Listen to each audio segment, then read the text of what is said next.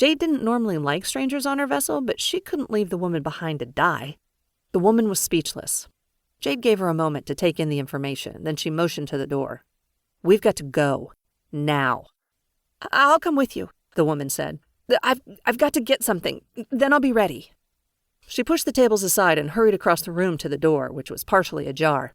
As soon as she opened it fully, a group of sleepers converged on the doorway and began clawing and biting her. Jayde cried out, but it was too late for the woman. MacCready rushed over and kicked the woman clear of the doorway and slammed the door shut. Sleepers congregated at the windows, their hands slapping at the glass. "This is insane," Locke said. He uprighted a chair and sat down, running his hands over his face and pushed his blonde hair off his forehead. How did it spread so fast? Jayde wanted to know the same thing. Back on Achelon, it had taken several hours for anyone to die, let alone become a sleeper. She looked out the window at the amassing crowd of sleepers. None of them looked dead. They all seemed to have turned like Gavin had, still alive and breathing when the disease took over. Not getting an answer from anyone, Locke groaned. "We're going to die here, aren't we?" "Not if I can help it," MacCready said. The old soldier disappeared into the back of the building and came back a few moments later. Jayde looked at him and he shook his head. "No other way out," he said. Jayde felt that she did her best under pressure, but this was more intense than anything they'd been through as a team before.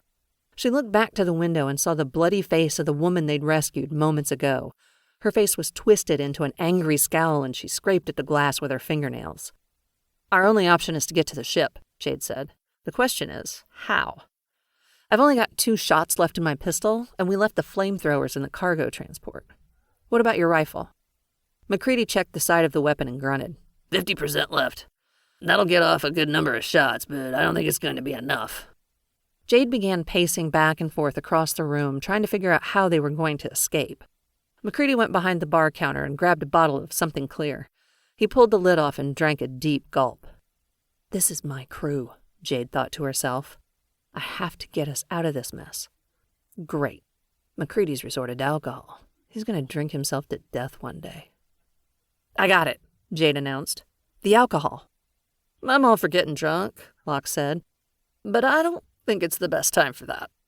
"No, you idiot. We can light it on fire and use it to clear the sleepers out of our way so we can get to the ship. Are there rags back there?" "Yeah," MacCready answered. "Plenty of them, but only 3 bottles besides this one. The rest are broken." Jayde went behind the bar with MacCready and began pulling the lids off of the bottles and cutting the rags into thin strips. She pushed the strips of cloth into the bottles and lit the ends of the cloth on fire. "Don't use them all," MacCready said. "We're out on the ship and I'd like to bring some back." Jayde gave the soldier an unamused stare. MacCready shrugged and downed the rest of the bottle he'd been drinking from, then hurled it against the wall. It shattered and sent glass flying.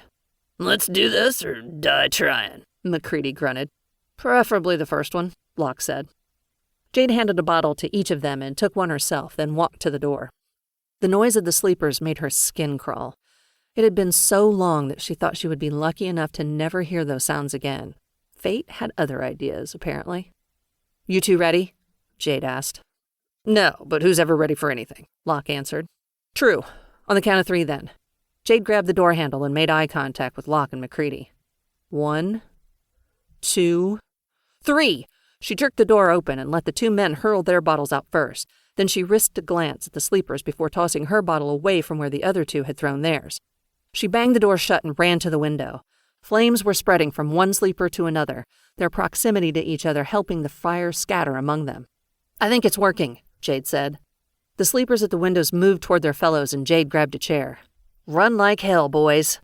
Jayde flung the chair into one of the windows, smashing the glass. She ran and leaped through the crew to exit, catching the back of her hand on a shard of glass as she passed through. She landed in the dirt on her hands and knees and quickly stood up. The commotion had attracted the sleepers, and they were coming toward her. Locke came out of the window next, followed swiftly by MacCready. The soldier began shooting into the crowd, taking down several of the sleepers. Jayde held off using her pistol in case they got into a bind. "Let's go!" she screamed. She ran towards the port and trusted that the other 2 were following. The port was as quiet as the outpost. No guards, no vendors, nothing. It was a strange sight compared to when they had first landed. The other thing she noticed was the Determination was the only ship docked. There were others when they landed. Jayde assumed they must have hightailed it when the chaos happened.